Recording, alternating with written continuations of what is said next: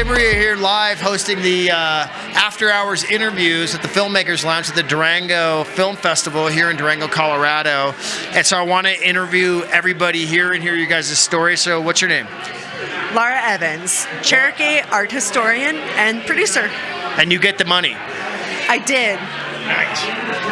Yeah, I'm Kayla Waldstein, director, producer, editor, cinematographer of Cara Romero Following the Light is our film. Okay. Yeah, it's a half-hour documentary on a fine art photographer and Chemehuevi citizen, Cara Romero.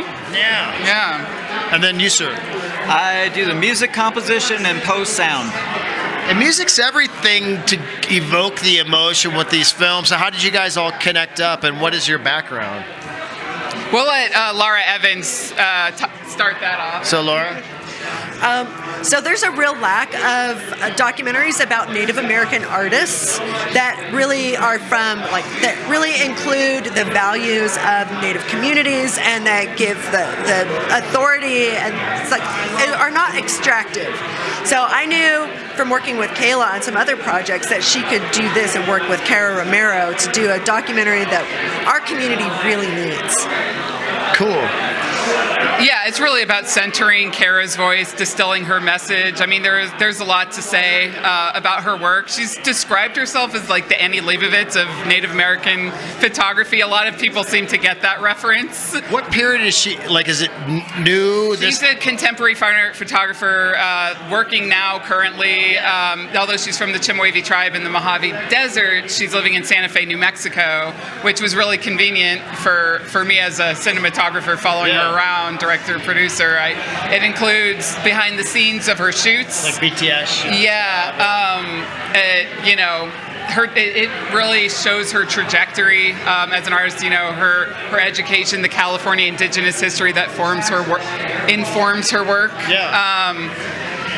Yeah, there's a lot to say about it. And this is like the cradle of civilization in North America. It's like all around here. It's an amazing zone. So what was shown here? And give me the background of the film. I couldn't hear that part. Tell me about the film a little bit. Okay.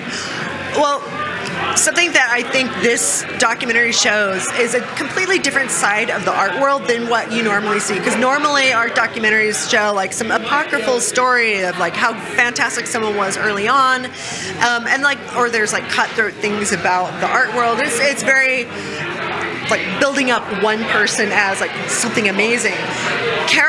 So this documentary really shows a side of the art world that is community-based, supportive, and it shows the whole network that Cara Romero works with. And it really lifts up and showcases not just Cara, but another 25 or 30 artists who have been involved with her work. And Kayla did such a fantastic job of tracing that web and telling that story and even grounding it in the history of California Indian tribes, Chemehuevi, and it accomplishes so much in 27 minutes. I didn't think that was something that was possible, but it really like raised the bar of like what I think we can do with documentary film about Native American artists who are working today. Nice. So how did you and Jason come together to select the glass, the camera, the look, the audio palette, and pull that all together to evoke emotion? Well, Jason's the composer. Okay. Yeah, so. Yes. So I was hired. Yeah.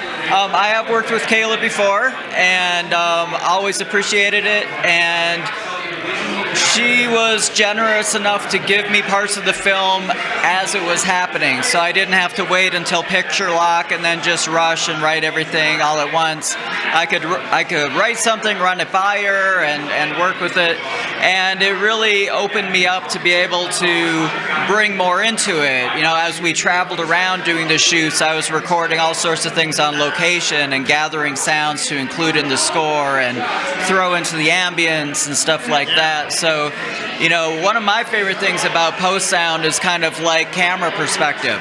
So, like when the sound matches what you're looking at is a really, things get pretty fluid.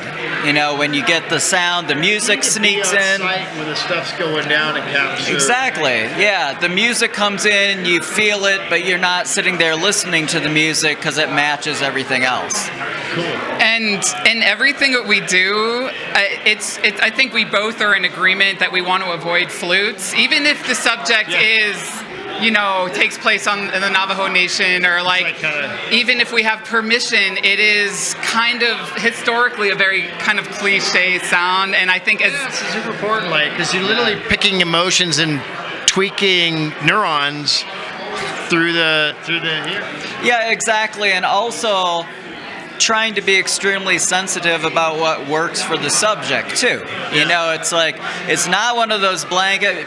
Music composition for film should not be one of those blanket things where it's just like, oh, it's this subject, I know it's going to work, let's go ahead and do that. You know, how about let's work with the artist, let's work with the filmmaker, and we can come up with something together. And then what was great about this is we came up with something together, and then I was free to explore it.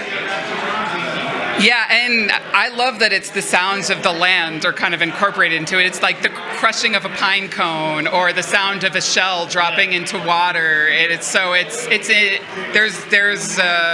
on theme, you know. I mean, there's a without being romantic or stereotypical. I mean, so it's the sounds that you encounter as the artist is making their work, but it's not like the cry of the hawk over the landscape. Like, there's none of that.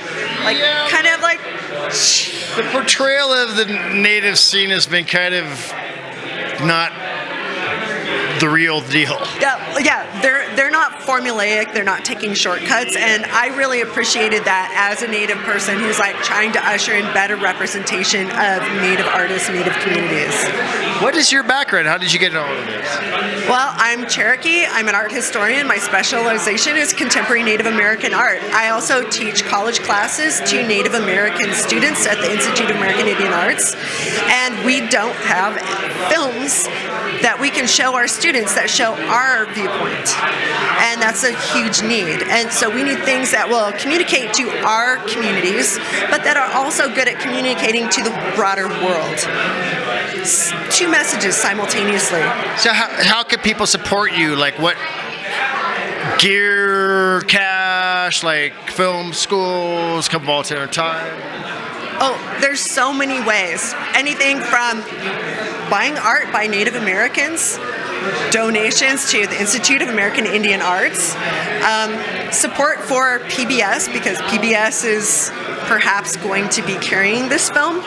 So there's a whole range of ways that people can be supportive. Yeah, that's what it kind of occurs. The next question is you come to film festivals, you're trying to get exposure. What are you trying to get out of the Durango Film Festival? What kind of connections, what kind of exposure are you trying to muster out of this? I found a lot of value in speaking with other filmmakers who were kind of on the same journey, running through the film circuit. We're getting into, a lot of, I don't know why I'm taking this from you. It's okay. Kind of trading notes and sharing our experiences, and I unexpectedly learn things and maybe how I can approach things. We're having lunch and it's this is the playbook. It's this works, this play works, and there's all kinds of different. It's a community, It's an expansive community, and it's local, and when we're all put together in the same room, it can feel intimate. And I think to feel a part of something like that, and to form friendships around that is meaningful, all on its own. It's just, we're human beings. We want to feel a sense of belonging and place, and so. So how do people find the film and learn more? Well, PBS SoCal is looking to broadcast this. Do you guys have a website? Or? Yeah. Thank you, Laura. CaraRomero.com. Spell it.